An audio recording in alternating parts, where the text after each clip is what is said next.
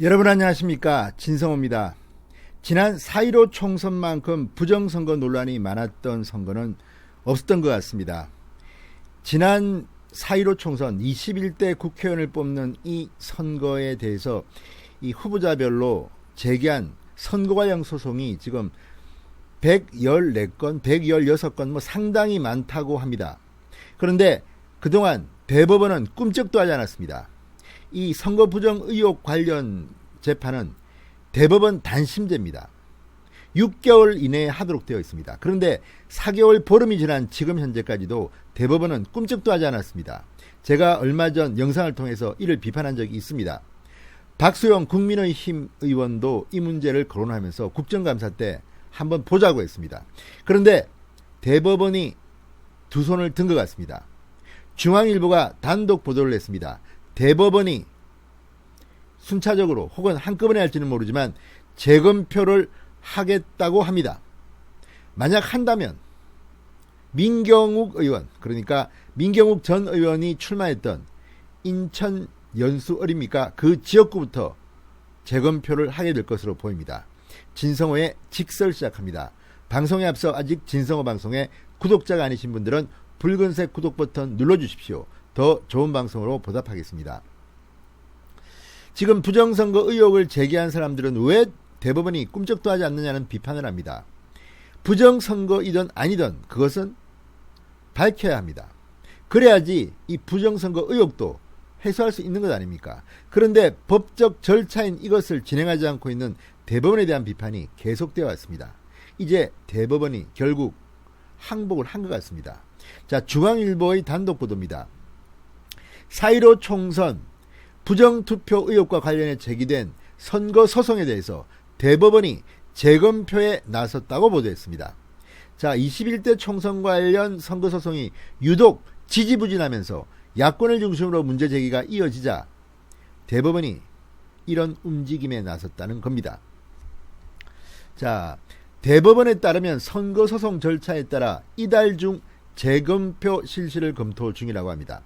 어떤 선거구부터 할지, 대법관이 직접 참관할지 구체적인 방안은 확정되지 않았습니다. 그러나 민경욱 전 미래통합당 의원이 인천 연수구 선거관리위원회 위원장을 상대로 낸 소송을 바탕으로 인천 연수을 지역 재검표를 가장 먼저 진행할 가능성이 높다고 중앙일보는 보도했습니다. 민경욱 전 의원은 지난 5월 이번 총선은 사전투표 개수 조작이 의심되는 부정선거이므로 원천 무효다, 이렇게 대법원에 소장을 제출했습니다. 선거 소송의 경우 대법원 단심으로 진행됩니다. 소송이 제기되면 대법원에 의한 재검표가 이루어지게 됩니다. 자, 민경욱 전 의원이 제기한 소송은 대법원 2부 주심 김상환 대법관에 배당됐습니다. 2부 소속의 박상옥, 안철상, 노정희 대법관이 주심 김 대법관과 함께 인천지법 수개표 현장에 가서 이를 참관할 것으로 보입니다. 다만 120여 건에 달하는 선거소송 현장에 대법관이 모두 가기는 현실적으로 어려운 만큼 관할 법원의 법관이 대신 가는 방법도 지금 검토 중인 것으로 전해졌다, 이렇게 중앙은 보도합니다. 자, 그런데 여기서 이제 중요한 것은 돈입니다. 재검표를 했는데 선거 결과에 영향이 없을 경우 소송을 제기한 사람이 소송 비용을 부담하는 것이 원칙입니다. 재검표에 들어간 비용 역시 부담해야 합니다. 민경욱 전 의원은 이를 위해 후원금을 모금하기도 했습니다. 자, 중앙선관위 등에 따르면 2000년 16대부터 2016년 20대까지 국회의원 선거에서는 모두 12차례의 재검표가 이루어졌다고 합니다. 2016년 20대 총선 인천 부평갑 선거구가 이 문병호 26표 차이로 낙선한 문병호 후보의 소송 제기로 재검표를 했습니다. 정유섭 새누리당 당선인과 표차가 26표에서 23표로 줄었지만 결과는 뒤집히지 않았습니다. 가장 뜨거운 곳은 역시 문세표라고 불리는 문학진 새천년 민주당 후보 지역이었습니다. 자, 박혁규 당시 한나라 후보에게 3표 차로 떨어진 문학진 새천년 민주당 후보, 저도 개인적으로 문학진 전 의원을 압니다. 조선일보 전 기자 출신이고 한겨레 기자도 지냈습니다. 그런데 아주 재밌는 사람인데 이 선배가 별명이 문세표입니다. 국회의원 선거에서 3표 차로 졌습니다. 그래서 재검표를 요청했는데 재검표 결과 3표에서 2표 차이로 줄어들었지만 역시 낙선은 확정됐습니다. 가장 뜨거운 재검표 문학진과 박혁규였는데 바뀌지는 않았습니다. 그렇지만 선거인수가 상대적으로 적은 지방선거에서는 당선자가 재검표를 통해서 바뀐 적도 있습니다. 2018년 전국 동치지방선거 청량군의회 가선거구 군의원 선거입니다.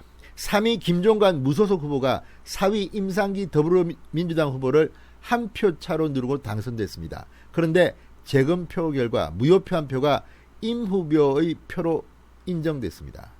두 후보자가 같은 표를 얻은 것으로 집계됐습니다. 규정에 따라 연장자인 임 후보가 3위로 군의원에 당선됐습니다. 이 경우는 당선자가 바뀌었습니다. 자, 어쨌든 지금 대법원이 재검표할 결정을 했다면 이제 앞으로 상당히 관심이 뜨거울 것 같습니다. 자, 총선 이후 당선 무효 소송 125건의 소송이 제기됐다고 하네요. 엊그제만 해도 116건 뭐 이렇게 이야기하더니 지금까지 당선 무효 소송을 비롯해서 125건의 소송이 제기됐으나 대법원이 5개월이 다 되어가는데 첫 재판 날짜는 물론 재검표 일정도 잡지 않으면서 비판이 이어져 왔습니다. 선거재판은 소송 제기 이후 6개월 180일 이내에 결론을 내리도록 공직선거법 225조에 규정되어 있습니다. 자, 박수영 국민의힘 의원에 따르면 16대 총선의 경우 평균 재검표 처리일이 46.4일, 17대는 90일, 20대는 71일. 그런데 21대는 지금 이번 4.15 총선은 5달이 다 돼가는데 146일째를 맞이하고 있는데 아직 움직임이 없습니다. 뭐 충격적인 사실이 드러날까봐 숨기는 걸까요? 아니면 게을러서, 대법원이 게을러서 일하기 싫어서 이렇게 하는 걸까요? 아무튼 이런 여론의 압력이 중요합니다. 당시 부정선거란 말을 입에 올리면 마치 해서는 안 될 말처럼 이야기하는 사람도 있었습니다. 그러나 다 떠나서 부정선거가 아니라는 것을 밝히기 위해서라도 대법원은 조속히 재검표를 해야 할 겁니다. 자, 아무튼 중앙일보가 보도했습니다. 대법원이 드디어 재검표를 실시하기로 나선다고 합니다.